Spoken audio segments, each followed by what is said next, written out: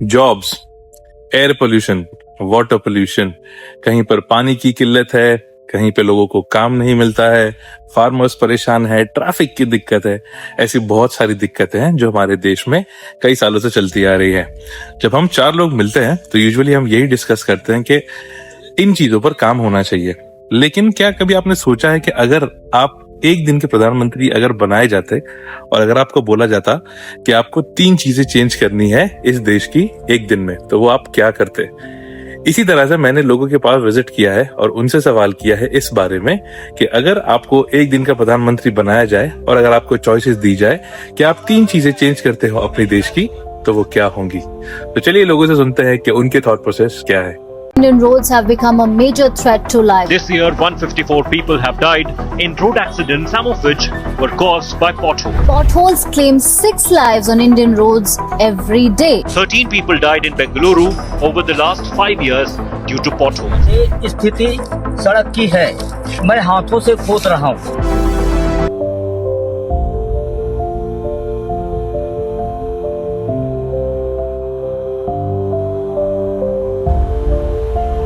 सिर्फ 3 बहुत कम नहीं है क्या?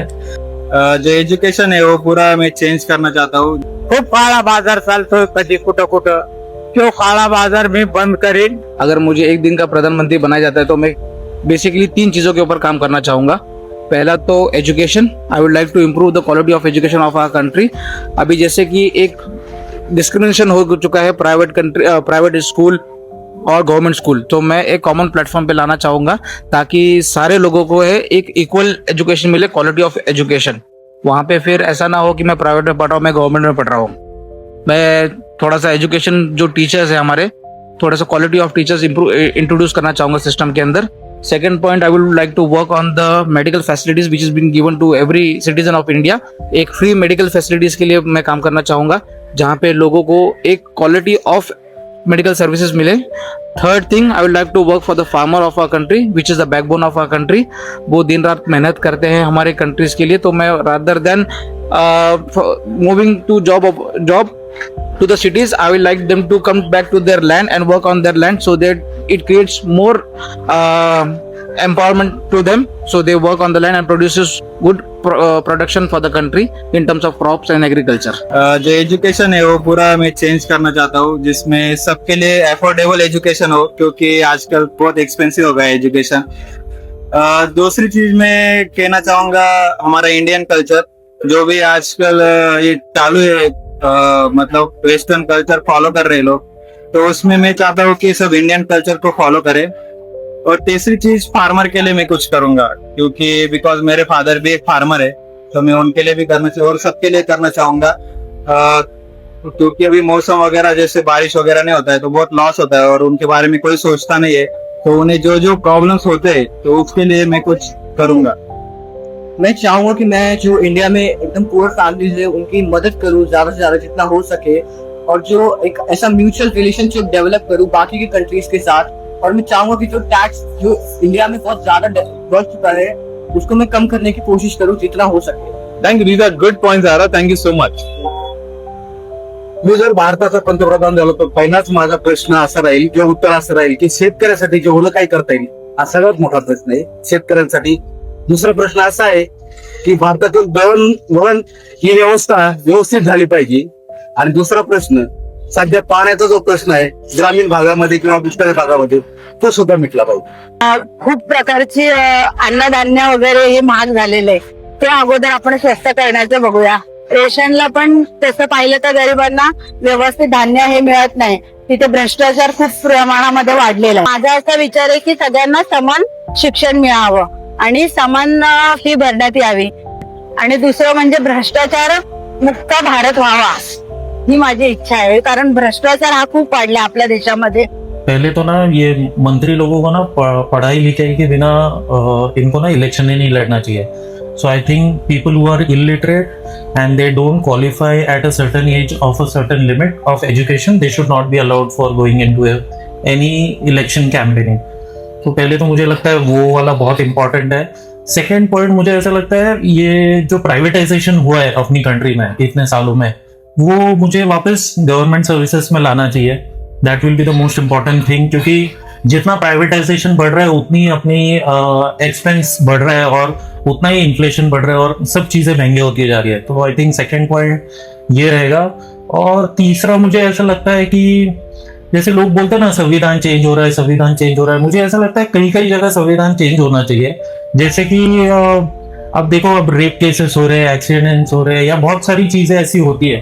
अब बहुत सारे लोग है ना गुनाह करते हैं और छूट जाते हैं, and this is because of संविधान की वहां पे वो उनको वो सेक्शन में वो छूट मिल जाती है। तो मुझे ऐसा लगता है जैसे ये रेप केसेस है या फिर जो भी गुनाह कर रहा है या क्राइम कर रहा है उसको इमीडिएटली सजा होनी चाहिए, depending on the intensity of the crime, कि जितना बड़ा गुनाह होगा उतनी जल्दी सजा मिलनी चाहिए। पहले तो मैं गरीबी हटाऊं, बहुत अच्छी जो बात। बहुत गरीब है, गरीब लोगों को राशन नहीं है, जो अमीर है वो अमीर ही होते जा रहे, जो गरीब है गरीब है। बराबर है, दूसरी बात गैस सस्ता करूंगा, बराबर है, गैस सस्ता होगा, पेट्रोल सस्ता होगा, तो गरीब अमीर होते जाएंगे थोड़ा। बराबर है। तीसरा पॉइंट है, देखो आज का एजुकेशन बच्चों का, बराबर। जो प्राइवेट स्कूल में जो महंगा एजुकेशन है, जो बहुत फी ले रहे हैं बड़े कॉलेजों में, इसमें तो वो थोड़ा बंद करो।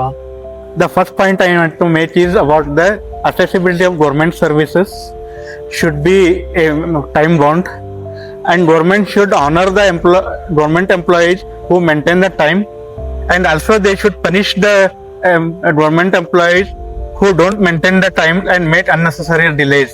Because as of now, getting the government service become extremely hard for the common people.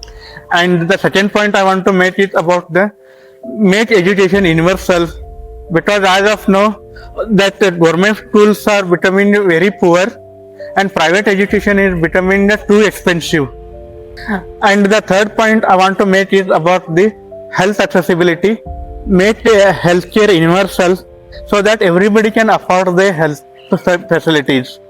अब एक दूसरी बात ये है कि जो गरीब जो उधर आते हैं कुछ लोग हुए, हाँ, तो उनके लिए पेंशन चालू करना चाहिए सरकार ने। अच्छा, इसको जो और गरीब काम धंधे पे नहीं है तो उनके लिए काम भी उनके लिए वो इतना एक सुविधा करनी चाहिए कि उनको भी काम मिले, उनसे भी काम मिले। क्योंकि अभी आए थे घूमरेले, क्योंकि काम नहीं बोल के तो घूमरेले बेकारी मजदूरी वही काम कर रहे ग्रुप में, तो उनको क्या 400-500 रुपए हाजिरी मिलती है। बराबर है। अगर वो ही पढ़ी बड़ी अच्छी नौकरी पे रहते थे तो उनको इतना तकलीफ उठाने की जरूरत ही नहीं ना।